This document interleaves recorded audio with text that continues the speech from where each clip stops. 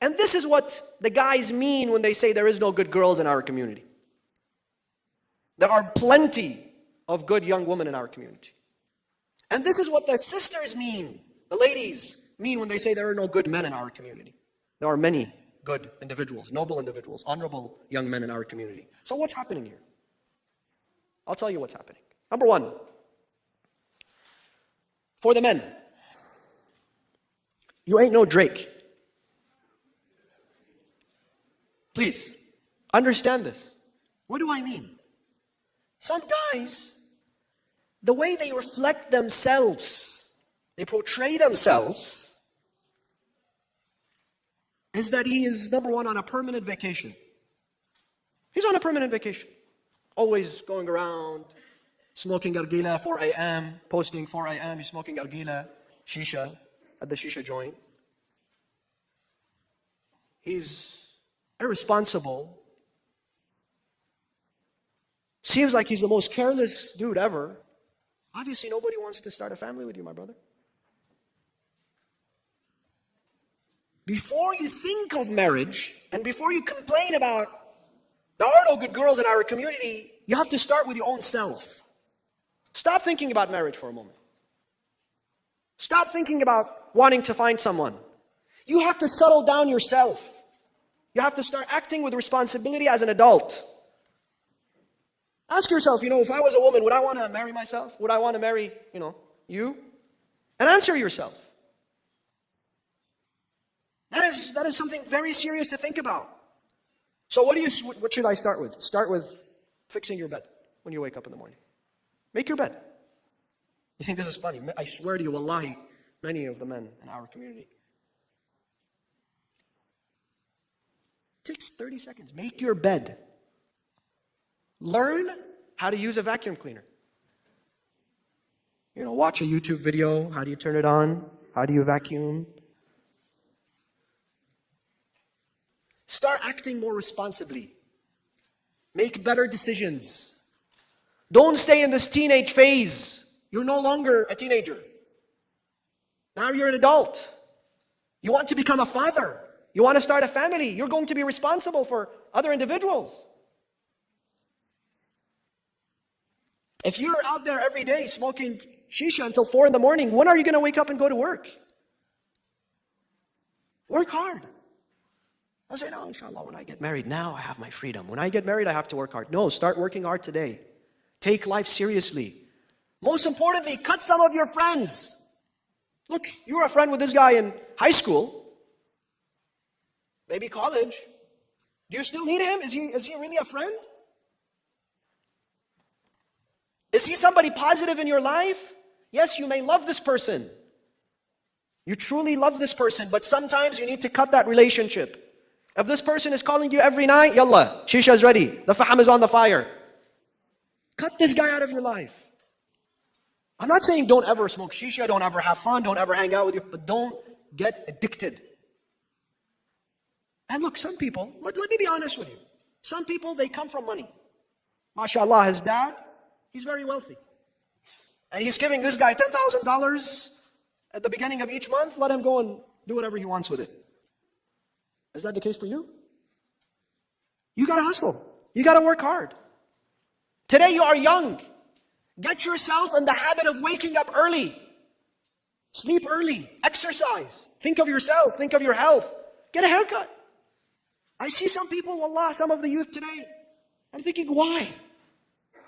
Is there no barber in your city? What's happening? Get a haircut.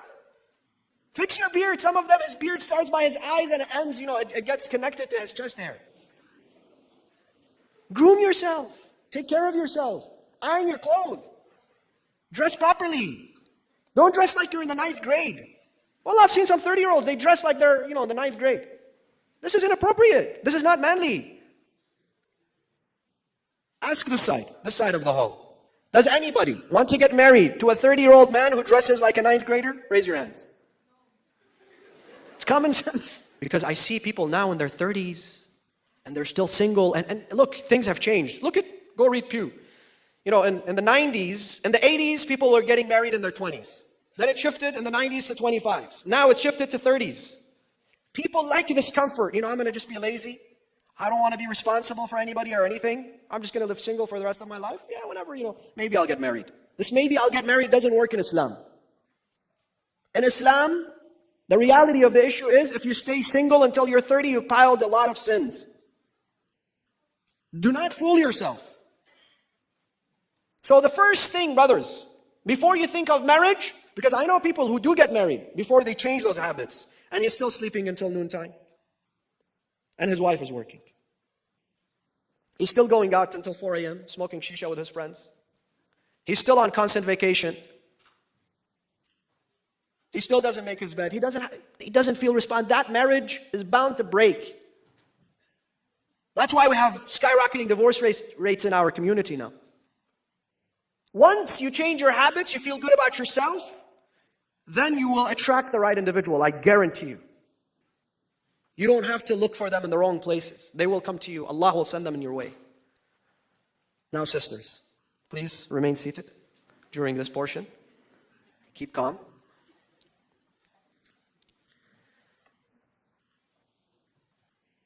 Can we have some security?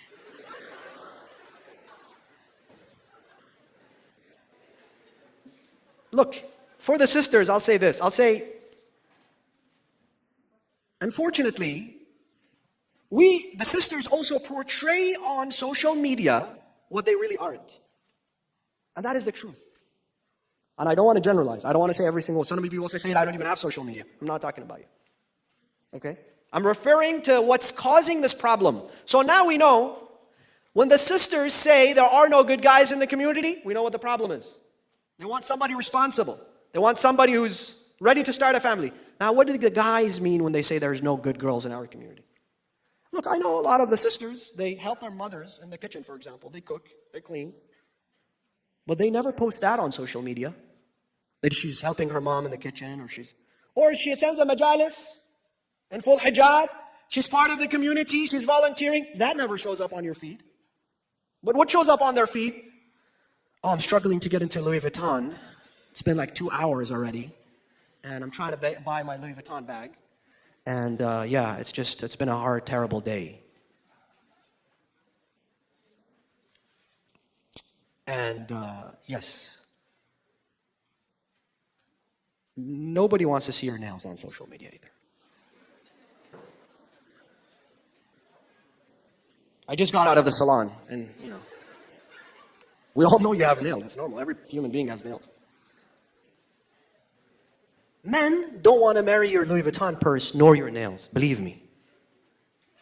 A man who's ready to get married wants to marry you for your akhlaq, for your morality, for your ethics, for your patience, for your community service, for your haya. This is the person you should attract, at least. This is the person that is ready to settle down. And that comes off as superficial. You may not be a superficial person, a materialistic person. But that is intimidating. It's intimidating. This guy is thinking if she's buying herself a Louis Vuitton purse right now, I'd have to buy one every single year. And that's only for her birthday, and then comes the anniversary, and then comes this, and then comes that. I'm not ready for that. Believe me, it plays a huge role. At this moment, this is indeed not a joke. I guarantee you. Now let's ask this side. Do we even need to ask? There you go. Take this from me. I know many of you will be upset. Some of you will not like what I'm about to say. If you're a single woman, prior to getting married, give up the Louis Vuitton bag. Give it up. Donate it to me. I'll know what to do with it.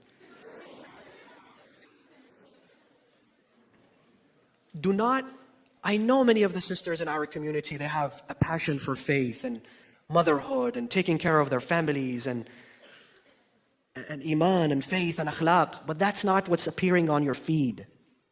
That's not what you're showing others.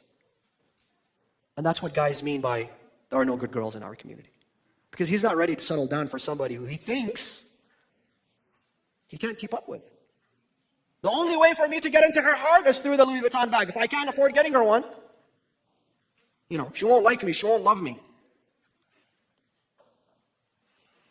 Those are common mistakes that I believe have created a huge roadblock for people in our community to get to know one another. Another issue is, brothers and sisters, it is the community centers themselves, the leadership in our communities. We have many sort of programs now. Ashura, Fatimiyya, Arba'een, Hawza, feeding the homeless, many. But we do not have a proper method for people to get to know one another. Now there are some attempts, but I don't like them. Why? Because the first time this young woman sits across from a young man, they have to talk about marriage. She doesn't even know him.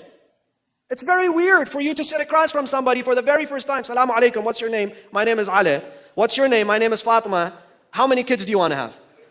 It's weird. Let them be in a structure where they're attracted to each other's minds, intellect, spirituality. Let them get to know each other first without having to talk about marriage.